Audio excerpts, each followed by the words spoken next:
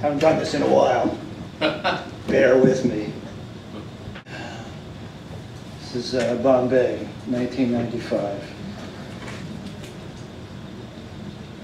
From a phone at Santa Cruz, I book an air-conditioned room at the Seashore Hotel. The taxi ride into town turns grim and unsettling as the air, passable at first, quickly turns ultra-Bayonne as we approach the Dharavi slums. Initially, the silent gray streets appear unpopulated, like a great automotive cemetery. Countless miles of parked rickshaws give way to miles of parked fuel trucks, cement trucks, and every other kind of commercial transport. As my eyes adjust, I begin to see people asleep in the vehicles, under and behind them. A scorched hag squats on a street corner with her grimy sari up around her waist, taking a dump at the curb. Sidewalks are jammed with sleepers, insomniac rag piles. Formerly human beings with futures and possibilities sit staring numbly into flaming heaps of rubbish. Children lay on scraps of blanket like fish released from a net. Smells of human excrement combine with acrid smoke from thousands of trash fires that blacken the sky. Stagnant air catches in my throat. I feel like I'm swallowing a length of rotting velvet. Sweat burns my eyes. In the preternaturally still night, out in the roadway, a limping dog sniffs at the tattered end of a sari, worn by a woman with no legs as she drags herself along the pavement like a stranded mermaid. Two children creep closer to a fire. Life and light have gone to ground in this choked and stagnant netherworld. Shaw said, "The dead may crowd the living out of this earth." Pity the luckless bastard who was elected to draw the line between the dead and the dispossessed.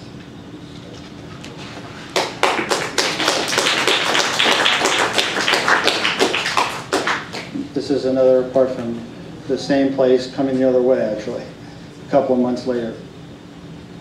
A taxi to Korla station is plain and simple, an unrelenting hell ride. Initially, I anticipate a sunset drive through the Dharavi slum during the early evening, rush hour, jammed with humanity, will reveal a more human view of the area. The driver tells me he knows the Dharavi well because he's lived there all his life. He navigates the crush of traffic, continuously hacking and coughing, spitting virulent nuggets of sputum at the passing traffic. Blue tobacco smoke drifts from his cupped hand as it arcs mechanically from the steering wheel up to his face, wiping his mouth. He stops coughing long enough to take a shallow puff from his dainty filtered cigarette. I'm going numb. I can no more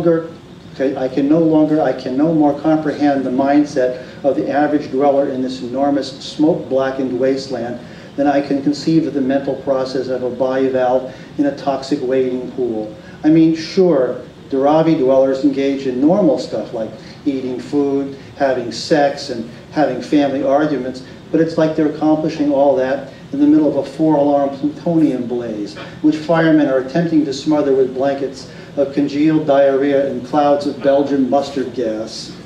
Given the choice of being accidentally stranded in the Dharavi with a flat tire, or being dropped in my summer clothing from a helicopter onto the middle of a glacier 50 miles from the nearest shack, I would take my chances on the glacier. Death on a glacier is at least clean and quiet, better than spending one's final hours by the side of the road watching starving, shit-smeared kids carve up bloody canine flank steak by the light of rush hour traffic.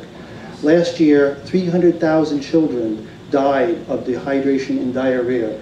Nearly 65% of them lived here or in the Howrah slums of Calcutta. The numbers are not even beginning to decrease. Traffic halts and ochre-colored exhaust from the bus next to us fills the taxi.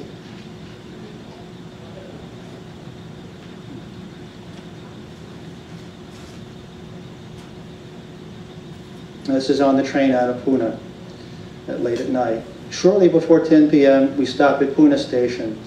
The train comes alive with fresh passengers entering the car.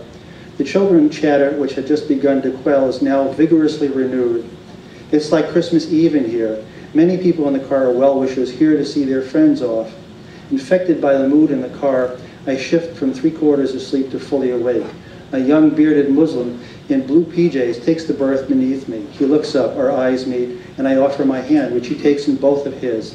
Young college students board the train. I realize I'm sitting in a bunk assigned to one of them. Mine is the third-tier bunk with no room to move or sit up if you're as tall as I am. When I get up to move, the college student dressed all in black offers to switch bunks with me. There's a friendly vibe around the car, but I'm still feeling shut down from the whole Bombay experience. Incapable of engaging strangers on a train, I need to be my own sanctuary, stay detached, and wait for the quiet healing of perspective. I need to be the wounded outlander for a while. For once, the Indian propensity for intrusive inquisition subsides, and I am left alone. The train starts rolling. Bunks are pulled down. Sheets and pillows are removed from carry bags. Chaiwalas make one last pass through the train, followed by men selling omelets and sandwiches. Uncertain of another opportunity to buy food, I purchase chai, an omelet, and a sandwich. I curl up protectively around my meal. Tea sloshes around in the little plastic cup as the train picks up speed. I'm munching down the omelet, watching the various vendors and well-wishers rush the exits and drop to the moving platform like paratroopers on a rescue mission. The spicy omelet and sweet tea hit the spot. I feel safe enough to get into my weariness. It's as human a night as I've ever experienced.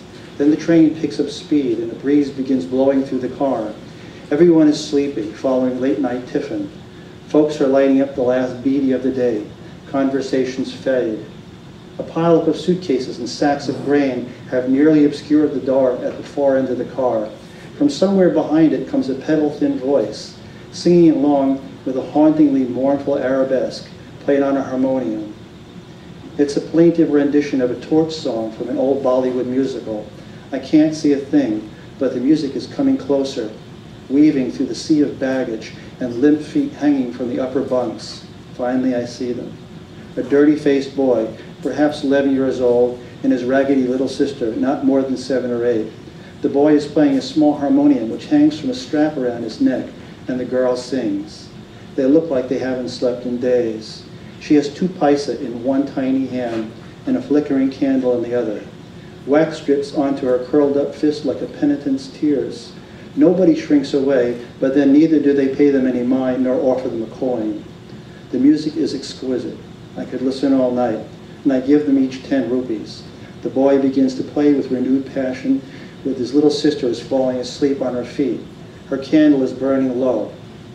The boy asks me if I want to hear another tune, and I wave them on. Tonight they will play for as many people as possible, and this is a long train running. The relentless night will swallow the refugees. Some will just call it home. One of the most romantic Hindu legends is that of the Gandharvas, celestial musicians who, upon taking birth in human form, begin playing exquisite music.